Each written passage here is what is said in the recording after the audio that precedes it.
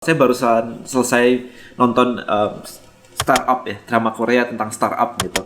Banyak pertanyaan-pertanyaan saya yang ke audiens atau ke followers atau ke subscriber seperti Anda begini yang sebenarnya terjawab banget di video tersebut, di film tersebut gitu.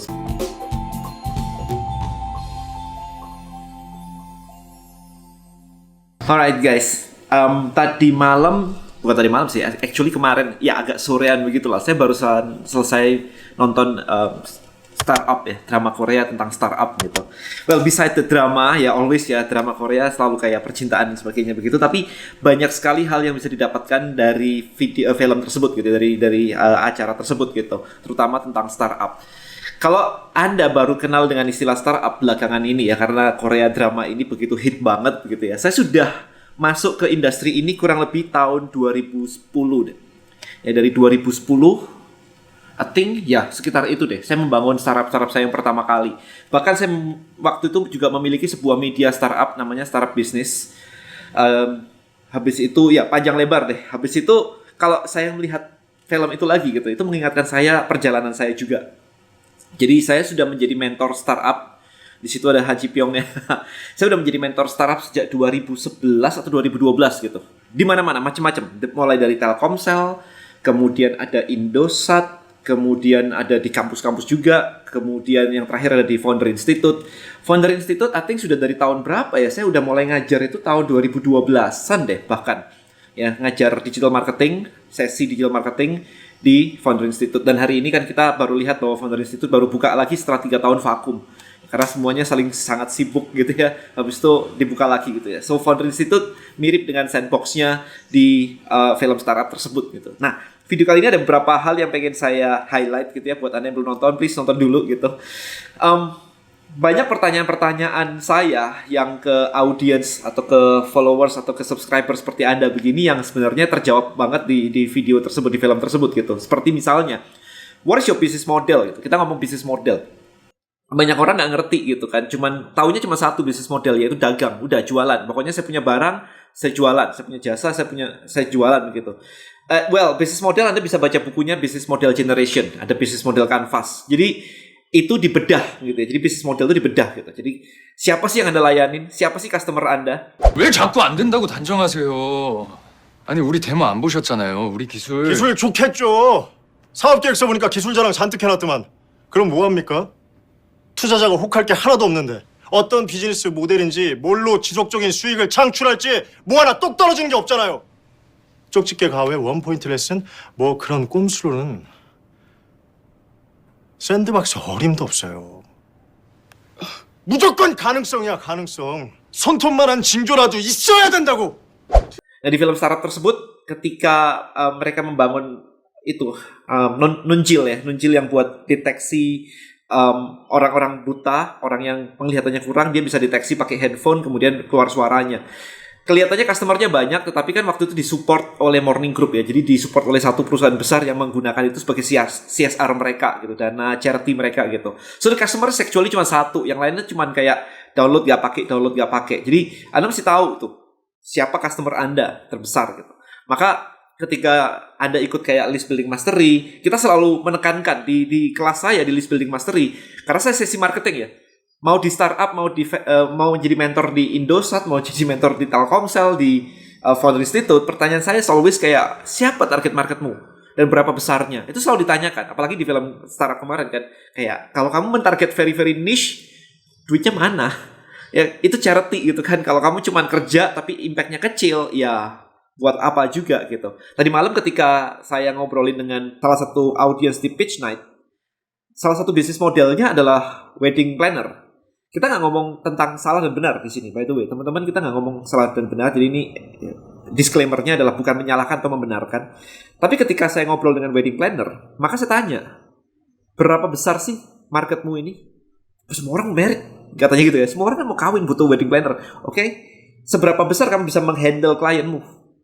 Dan jawabannya adalah sebulan ada 4 minggu, seminggu ada 2, Sabtu dan Minggu, wedding kayak begitu. Jadi paling penuh pun itu cuma 8 klien.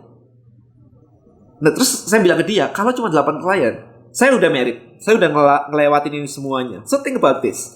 Semua wedding planner kebanyakan bukan semua sih, at least sebagian besar wedding planner mengatakan bahwa kerjaan ini adalah pekerjaan sampingan. Saya punya bisnis lain, cuman saya suka banget dengan wedding planner dan sebagainya, saya punya network, so saya ngerjain ini sebagai pekerjaan sampingan.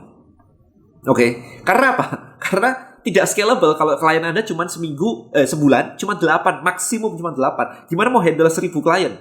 Nggak bisa dibesarin gitu kan. Terus wedding planner itu paling repot kerjaannya. Ngurusin vendor segini banyak, wah listnya panjang banget. Kan kalau wedding planner kan bilang, kamu kalau mau wedding, mau married, itu checklistnya banyak banget nih, daripada kamu repot kita yang ngurusin, kan gitu pitchingnya. Sementara duitnya paling kecil. Bisa saja wedding plannernya tuh, artinya kebanyakan ya. Saya nggak tahu harga yang Anda pernah dengar gimana, tapi yang saya alami dan teman-teman alami dan yang tadi malam pitching adalah harga mereka bahkan lebih murah dari gedung, pasti. Harga mereka lebih murah dari dekor, udah pasti. Harga mereka lebih murah dari makan, udah pasti, ya kan? Harga mereka lebih murah dari gaun, udah pasti.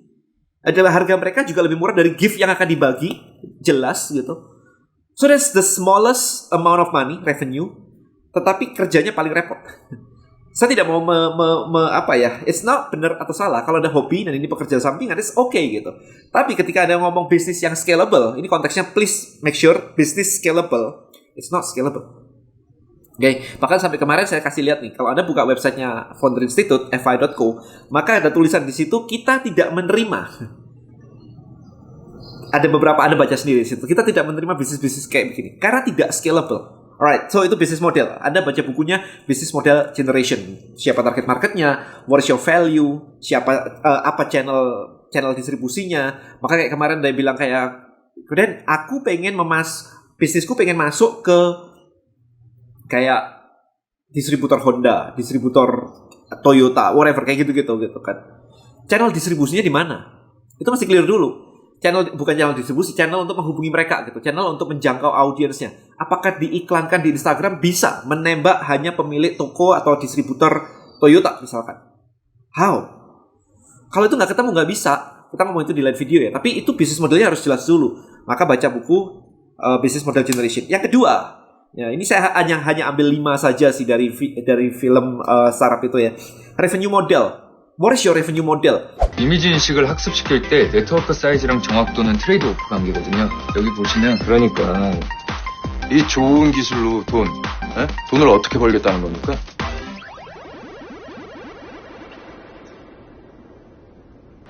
정확도를 높이면 연산량이 커져서 아무래도 학습이 어렵잖아요.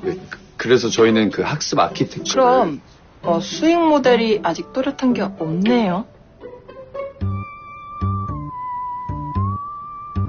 Ya, bagi banyak orang simple ya, revenue modelnya adalah jualan gitu. Jualan, that's it, jualan. Nah, kalau kita misalkan Anda lihat saya di Bonels, revenue model kita ya jualan Bonels. Selesai.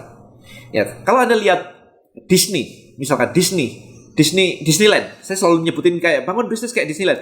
Revenue model Disneyland itu tidak cuma menjual tiket masuk ketika orang masuk. Oke, dia bisa menjual tiket masuk. Kemudian setelah Anda masuk, dia kasih naik roller coaster dan sebagainya for free.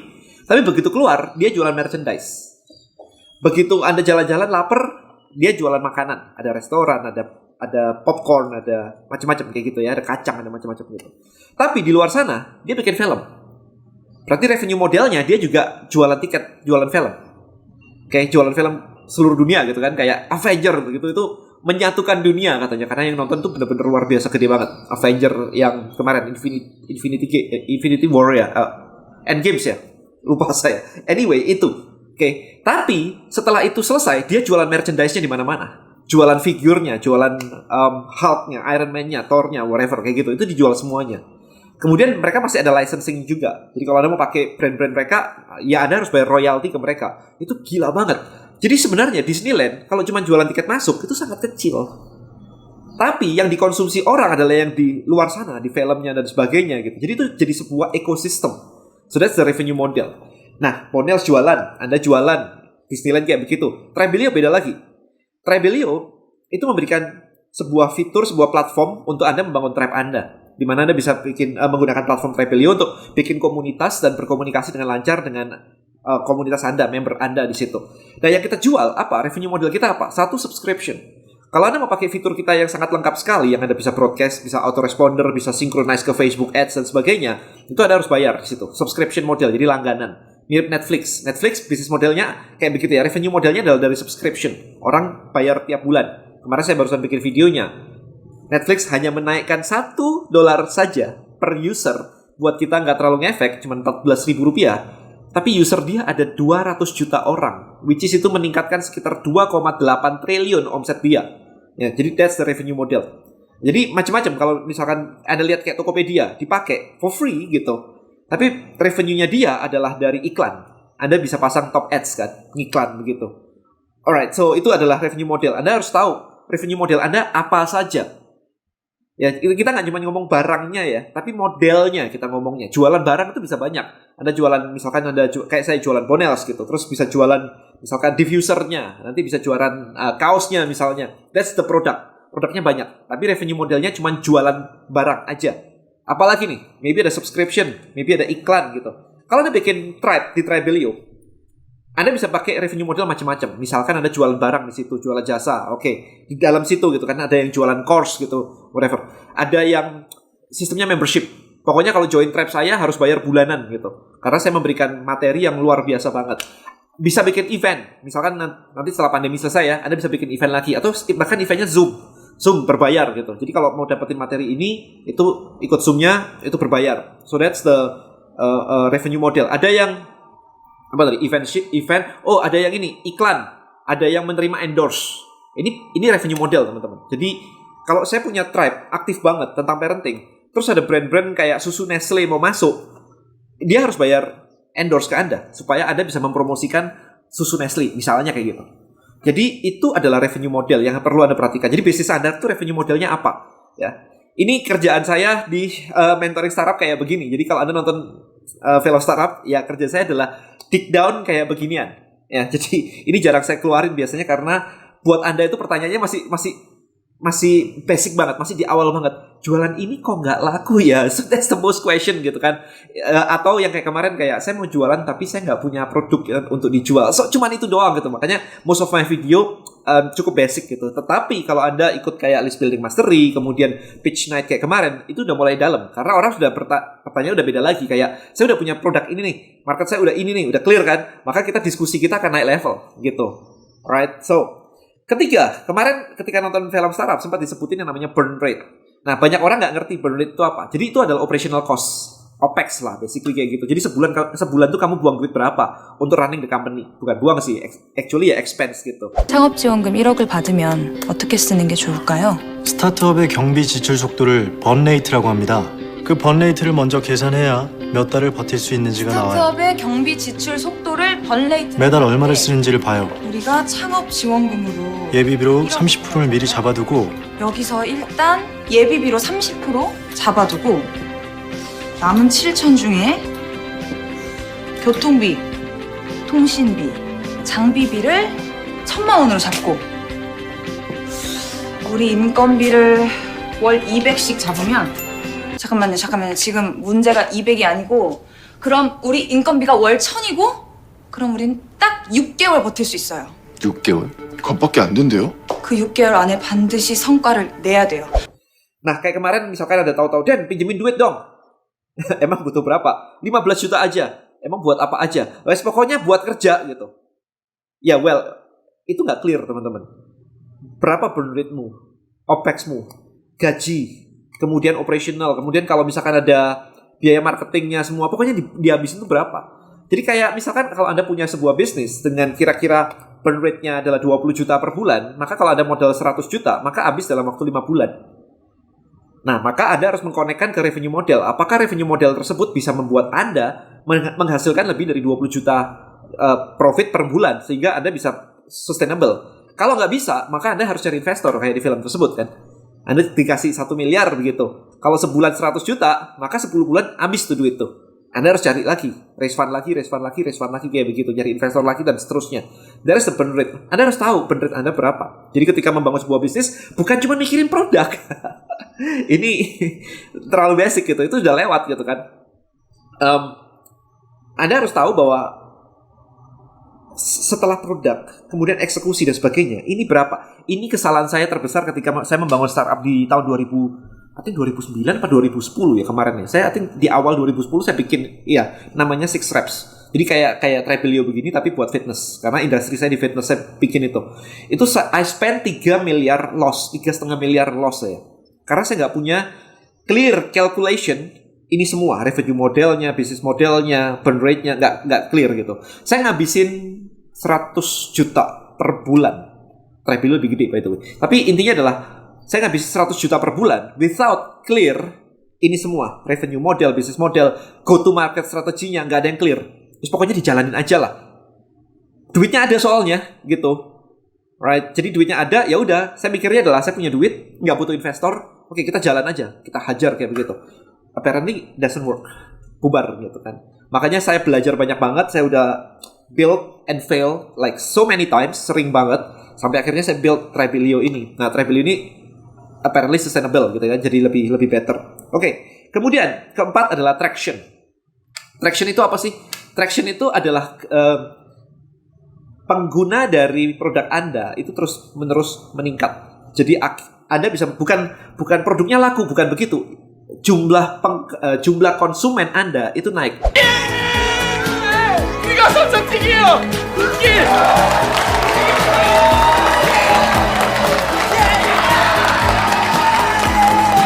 일반. 말씀해서 대표님?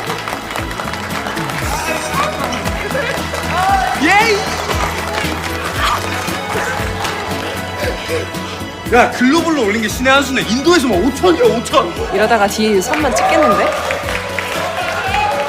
Diego 1년에 10억. Jumlah pengguna itu naik. Jadi kalau misalkan ada Netflix gitu, penggunanya di tahun pertama mungkin 1 juta, habis itu tahun kedua jadi 5 juta, tahun ketiga jadi 10 juta, dan seterusnya kayak gitu.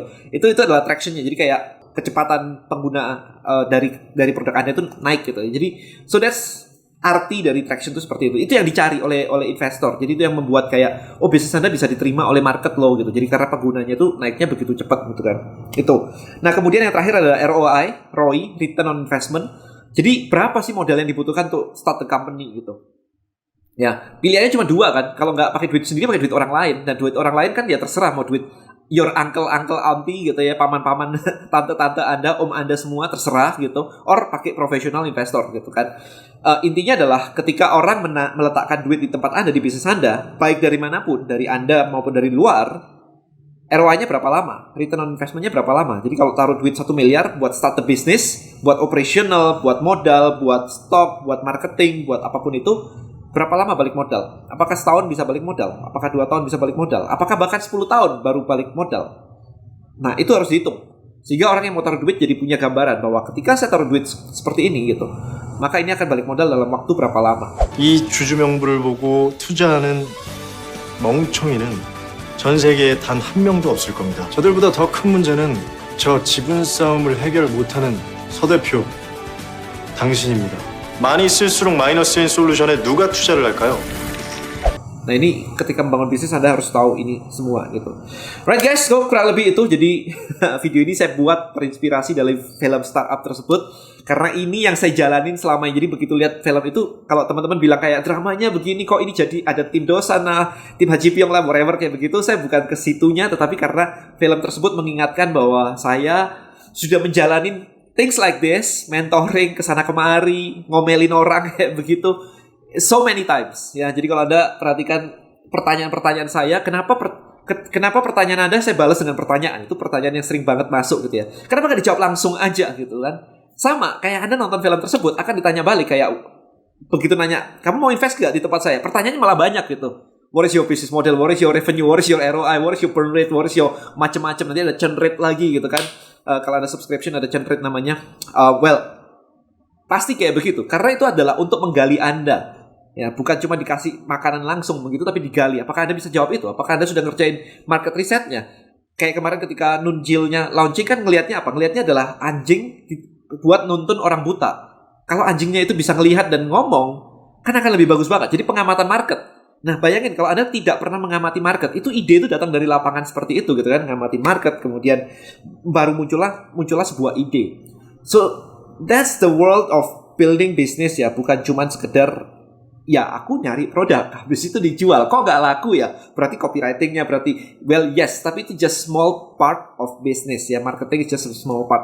The whole idea ini adalah semuanya ini, mulai dari business model dan yang lain-lain. Alright guys, hopefully video ini bisa memberikan Anda wawasan yang membangun bisnis yang benar dan scalable. Alright, thank you so much and see you in the next video. Bye-bye.